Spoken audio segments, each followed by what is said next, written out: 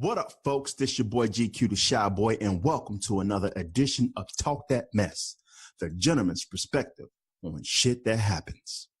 Before we get into the introduction, I want to share a little story with you guys, just to paint a picture. Once upon a time on this hip-hop farm, there was a turkey and a bull. They was buddies. Despite being different species, they were buddies, like all animals on the farm. But they rapped a lot. One day, the turkey comes over to the cow, to the bull, whatever.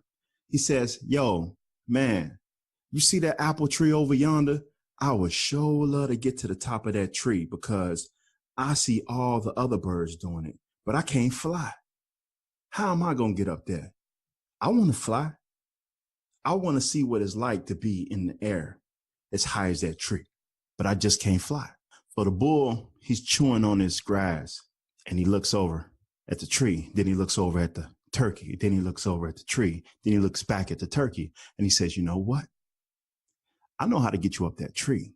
If you eat a little bit of my shit, you'll be able to climb up that tree. And soon you'll be able to get to the top of it and you'll know what it's like to be in the sky, AKA knowing how to fly without knowing how to fly. So the turkey appropriately responded, hell no, I'm not eating none of your shit. But the cow was serious. He egged him on. And after a while, the turkey, he said, you know what? I'll give it a shot. So he pecked at that shit.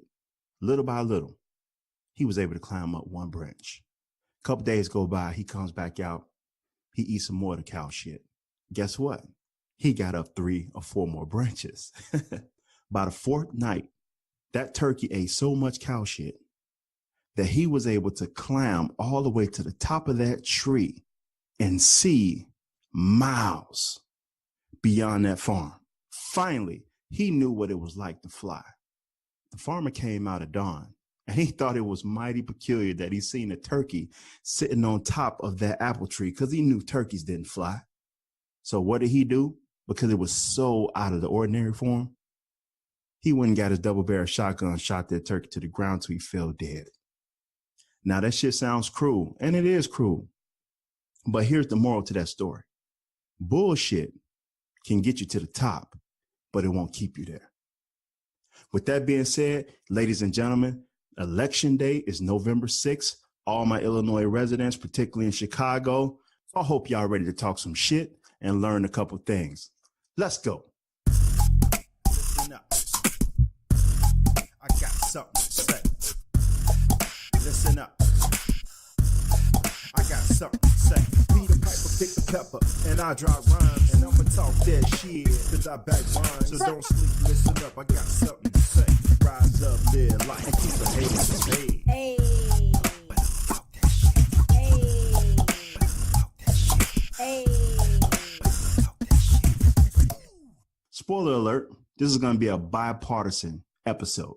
This is meant to educate and advocate information relevant to this coming 2008 election. When you make a decision to let your voice be heard by way of voting, you play a role in choosing your leaders to change the laws that's important to you. Now, if you're over 18 years old, you can vote in any federal, state, or local election. That's important to know. You can also learn about candidates and their issues before you vote for every election. Actually, I highly encourage you to do your homework and background study of those people competing for office. You want to know what they're representing, what their interests are, what's their mission statement, because it may or may not resonate. I wouldn't encourage anybody to just go Democrat, Democrat, Democrat, Democrat, or Republican, Republican, blah, blah, blah. You get the point. Make sure you know who you're voting for. Make sure that they're going to address the things that are important to you and that are affecting you in your life today. Your vote is one of the most important responsibilities as an individual and a United States citizen, because it's your voice to elect the person that's going to enact the things that are important to you. Now, by not voting, you surrender that right. So when somebody give you some shit that you don't like, then you got to invoke your right because you didn't express your right to vote. So I will highly encourage each and every one of you to invoke your right to vote. Get off the couch, get off work, go straight to the ballots, make your voice heard. As a Black African-American individual and as a resident, a property tax paying resident in Illinois, it is important for me to educate and advocate to go out and make your voice be heard. If you're a young person, it's not only important that you as a person go out and vote for yourself, you need to go out and grab a friend. You need to make it a group thing. The young people in this country account for over half of the voting population. The youth vote has the potential to be extremely influential in this state election. Many people may not recognize, well, actually, I think the old traditionalists do recognize the young voters account for over half of the voting population, which makes them a powerful political force to be reckoned with. Now, imagine if they actually mobilize and really start bossing up, especially when you consider the fact that most of the electorates across the country, particularly in Illinois, are baby boomers. They're on their way out the door. In the climate of globalization, diversification, and creativity, you already know that we're approaching a paradigm shift where all the generations behind the baby boomers, we're all about testing the validity, the social scientific research to see what we could come out with, man. I mean, that's just the nature of diversification and creativity. So I think there's a lot of opportunity as the boomers' electoral positions decrease in size. Man, I'm telling you, it's only a matter of time before millennials become the largest and the most powerful group driving the future elections. Okay, so make your voice heard. In addition to that, why it's important for you to get out there and vote is that older Americans are more likely to go vote. Remember, like those traditionalists, those baby boomers, as long as they're physically able to go do so, and in some cases, they don't have to be. If they have people in their circle that's physically able to mobilize them, they're going to make it out to the ballots. They're going to vote for who they always been voting for. Because again, you know, the older you get, the less you are privy to change. Did you know that 19% of the vote from the presidential election in 2016 was from people aged 18 to 29 years old? Guess what? Guess what the percentage was for people from 45 to 64? Their voting percentage, more than double that at 49%. Anybody from 45 to 64 years old was alive during the civil rights movement. So their views may have been radical from maybe like, what let's say, from the 60s, mid 60s to the early 80s. But after that, it pretty much curved off on a steady stream. So that's why it's important for you guys to get out there and vote, man, because you got to outnumber the traditionalists out there that's going to make it to the polls, rain, sleet, or snow. If you want to inspire change, you need to go support the person who's speaking your language, man. I only say that with passion because I am passionate about it. I mean, I'm only one person at the end of the day. I started a podcast to speak about things that I felt was important to myself and to the people that I know. And to me, that's one of the big ones. I have people going to school in economies that doesn't even have a job market that would sustain the type of income potential that they would need to live an abundant life while paying off the required the monthly student loan debt. You know what I'm saying? So I feel like I'm being a disservice as an individual, as a family member, and as a friend if I don't at least express to you my concerns or my philosophies in that regard. Being said, I love the fact that the younger generation is so diverse in their thinking, is so diverse in their cultures. I love how we're a melting pot. I feel like the things that we said about America 25 years, 30 years ago, it reigns true today. I mean, with technology, globalization, diversification, and just an integrated world economy, man, we're living our best lives in the most diverse sense than we've ever seen in our nation's history. Chicago, the city of broad shoulders. And I think we need to have each other's back and make sure that we know what we're talking about when it comes to our political candidates so that we could get somebody to advocate for the shit that we want. I'm tired of people with self-interest. But that's why you got your boy GQ, the Shy Boy, here with you right now. I'm here to help you with that awakening so you can educate yourself. Think about it. Think about it. It's easier than ever to be an educated voter. You hear me talking about globalization. You hear me talking about technology. You hear me talk about diversification. Yeah, it really is easier than ever to be an educated voter. I mean, with the internet at your hands, with Google in your hands, in your smartphones, you ain't even got to be on a desk. You could be on a damn train. You could be on the L. You could be on the metro. You could be at the office. You could be in the bathroom. Take that couple minutes, that 10, 15 minutes. You know what I'm saying? Educate yourself on them candidates. But you got to pay attention. As always, you want to learn what they're not telling you. When you listen to everything that they're telling you on the television, do your due diligence. What are they not telling you? That's what you want to figure out. And then that's the shit that you want to share with having a drink with one of your friends. Or if you're under 21, if you're in a coffee shop, those are the conversations you want to have. Especially now, man, because the youth can sway the election like nobody's ever thought before. So I'm telling you, man, like I didn't get it when I was young. I didn't get it.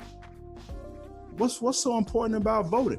But when you start paying bills, when you decide to become an investor, when you start to have a family, when you want to get ahead in society, whether you're chasing the American dream or just contentment, you still want to know how these people are going to affect your monthly budget. And that's the bottom line.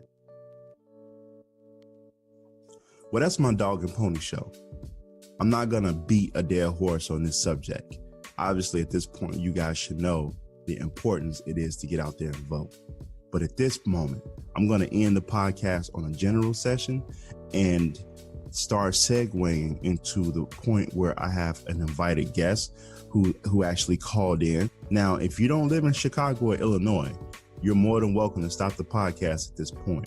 But just a little precursor is that this voting block that they're building in Chicago is something that's going to ultimately become a national thing. Ladies and gentlemen, thank you for sticking with me on this episode of Talk That Mess, the gentleman perspective to shit that happens. Please excuse the audio. It's a little choppy on her end because she's out and about in the world, but she took the time to give me a call and to explain this information so that we can educate ourselves and advocate information to the young voters. All right. So with that being said, thank you. And let's keep it moving. Today, I have a very special guest in the building. This is somebody that I've come to seek advice from one time or another. I've known this woman for about 4 years, right? About 4 years. Her name is Joyce Scott. She's an avid activist within the community, volunteering on the political scene as well as the nonprofit scene. I mean, she put in her time. She worked, she retired, but yes, she stays active by beating the streets in the community for change. And that's a good thing. It's not a bad thing, right? So, ladies and gentlemen, I'm speaking about Joyce Scott. She's going to talk to us today about some of the things relevant to this year's election, especially Chicago residents. Now, Joyce is a member of multiple organizations. The one that I want to speak to specifically is that she's a member of the Citizens to Abolish Red Light Cameras Committee, which was started by the executive director and host of The People Show on WVON, Mark Wallace. Now, FYI, Mark Wallace and The People Show airing on WVON on AM 1690. Now, Joyce is also an active agent in Mark Wallace's new initiative, which is called the 10 by 10 to Win campaign. Now, before we get into that, I definitely want to apologize to the listeners for the noise that you hear in the background. Joyce is actually, I call her in a public place while she was out doing errands and such, but I could not let the chance pass me to get her to talk to us about 10 by 10 to Win initiative, as well as some of the things that I think residents should know. So with that being said, I want to introduce the listeners to Joyce Scott. Joyce, say hello. Well, hello, everybody, and thanks for having me on your podcast, Quentin. My pleasure. Because like you said, what the information that you're talking about today is extremely important. Because one of the things that I like to ask everyone is, do you really think that your one vote counts? And I like to always ask people, do you feel that you can change the resources that are earmarked for your community? And the last thing that I like to ask people is, when I go out and talk to them is, do you think that you can select and then elect the next mayor for the city of Chicago? And if you live in the city, do you think that you can also choose who will represent you as your alderman? And currently, what we're working on with the Citizens to Abolish Red Light Cameras is this initiative. It's referred to as the 10 by 10 to win campaign. And if you were looking at it online, you would key in www.10 times the $10 and it is an initiative that is aimed at building a 1 million voter block in the city of Chicago. 1 million voters. And the way we're doing that is we're actually going out door to door in wards, communities across the city of Chicago and trying to get people to become one of the million. Because if you become one of the million, what you're actually doing is two important things. Number one, you are lending your voice to the organization, the 10 by 10 to win. And number two, what we're asking people to do is when they go to the website or go to the bank that has our bank account at it, is to give $1. And then we're asking people to then share the website and the 10 by 10 to win campaign with 10 other people. That way, 10 times 10, if you do that, multiply that out 10 times, it comes to 1 million individuals all coming together and voting in a block. It is impossible to not determine who the next mayor in the city of Chicago is, who the next alderman is, and it just gets bigger than that because right now there are 650,000 Black individuals registered to vote in the city of Chicago. Plus, there are another 150,000 individuals not registered to vote, but they are eligible to vote, and that's just in the city of Chicago. So the bottom line is, in order to be elected from Cook County, which includes the city of Chicago, it is impossible to be elected into any position without having the Black vote count. So an individual's vote actually does count. So what you're saying is this is an opportunity for us to create a voting block significant enough to rival any voting block across the country to make them pay attention to our issues. That is correct. We definitely, right now, we're focused on the city of Chicago, Cook County, and we'll be moving across the entire state of Illinois. But this is a concept. When it works in the state of Illinois and in Cook County and in Chicago, it is something that communities all over the United States, I'm sure, will want to duplicate what we are currently doing, because we can determine who is going to be selected and elected all over this nation if we just pull our votes together, because right now we are a little bit fractionalized, such as now in the state in Chicago, there are about 15 different individuals that are planning to run as the mayor in the city of Chicago. And about 10 of them are actually Black. So it will actually fractionalize if we don't come together and vote as a block. Yes. I can't help but draw a comparison to the example of 10 to 15 churches on each city block. And it's like, if we all are speaking to the same message about the same guy to the same people, why do we need so many figureheads to execute that message? Why don't we come together, collectively anoint somebody as a representative of the people, and then we all mobilize behind that individual so that we could create momentum? I see the parallels between the churches and so many African Americans running for mayor. But I feel like if you really want to maximize that vote to get the issues heard and eliminate self-interest, if we get to this point of creating this voters block through 10 by 10 to win, then we will have those future conversations so that we can maximize the urgency to our issue. But yeah, I'm sorry, I just had to spit that out. I'm glad you put that out there, Quincy, because you are absolutely correct. There is absolutely nothing that we can't do in the city of Chicago if we had everyone uniting and working together towards a goal.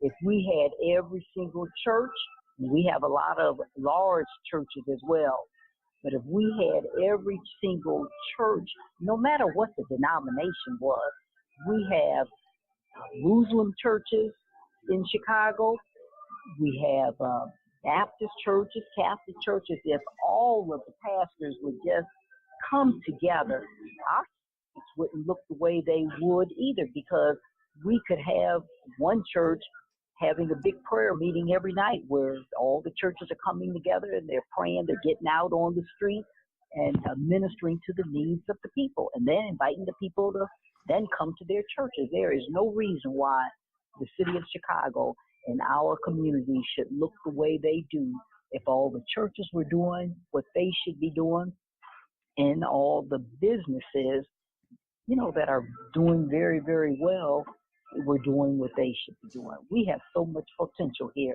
and you're absolutely correct. It all starts with us working together and uniting rather than being fractionalized the way we are today. Too many Indians and not enough chiefs. Not enough Indians.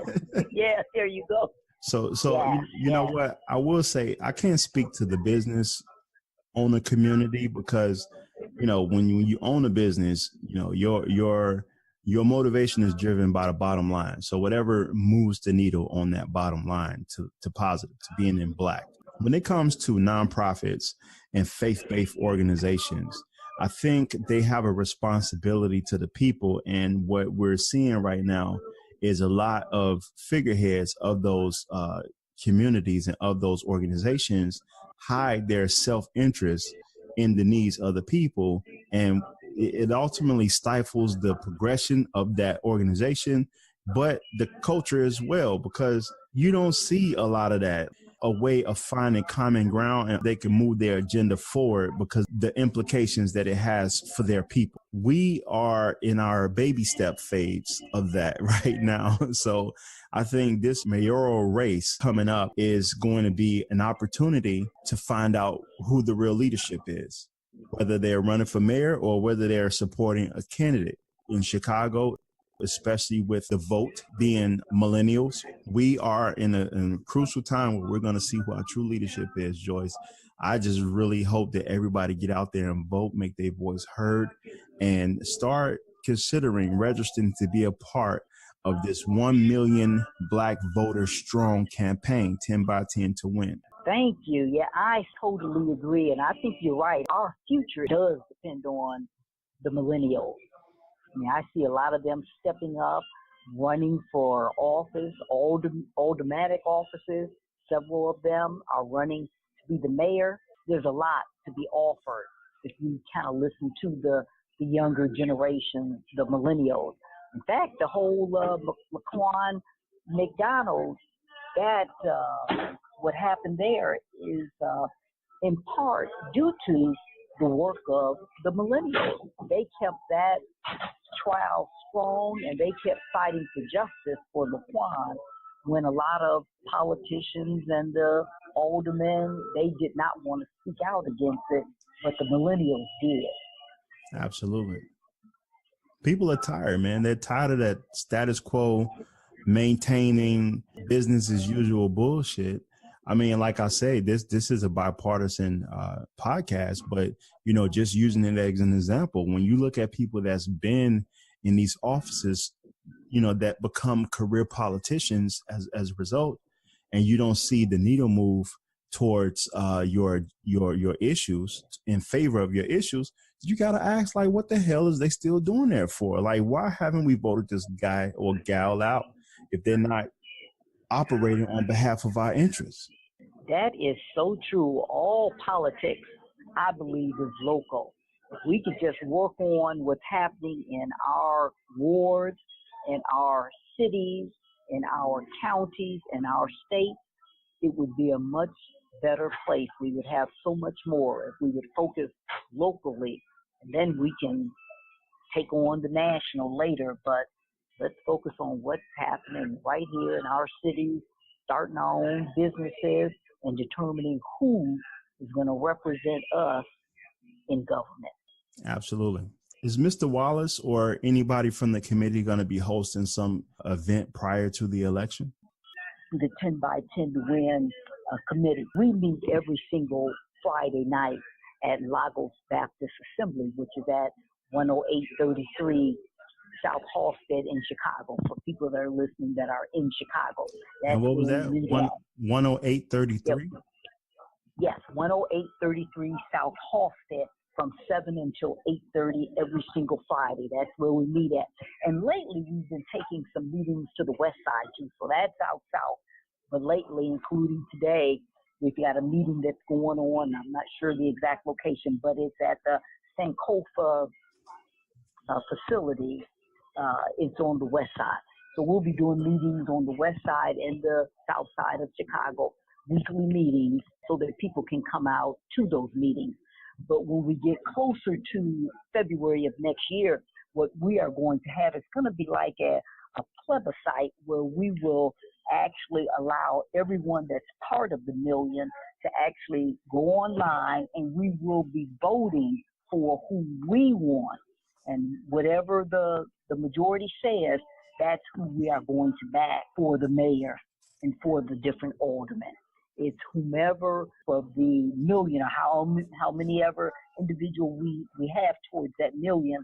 When we get up to the next year, let's say in February, before February, we will all take a vote. We'll determine who it is we're going to back, and whether it is someone that you really wanted to back. If you're voting, if you're a registered voter in the city of Chicago, we're going to determine who we're going to back. And not everybody is going to be able to back that person. Well, not everyone will have said that's who we want, but we're going to just vote for that person as a group. So it'd be comparable to a primary, but for the voting block. So yes, there you go. That's absolutely correct, and that's who we will vote for, whoever that is. And unfortunately, we didn't have enough people that were part of the million in order to actually vote next month. So we're not starting with that, but we are starting with February of 2019 with the mayoral. And hopefully by the time we vote for, the presidential and those races 2 years after that, we'll have even more people that are part of it. But that's the way it's going to happen. We'll have our, what you might refer to, like you said, I like that idea, our own little primary, and we'll determine who we're going to. That's how we will select who we will elect in February of next year. Yes. So just to be clear, ladies and gentlemen, you can register or donate to the 10 for 10 to Win campaign by going to www.10x10to, that's T-O, win.com. Or you can contact Mark Wallace at 773-617-2042.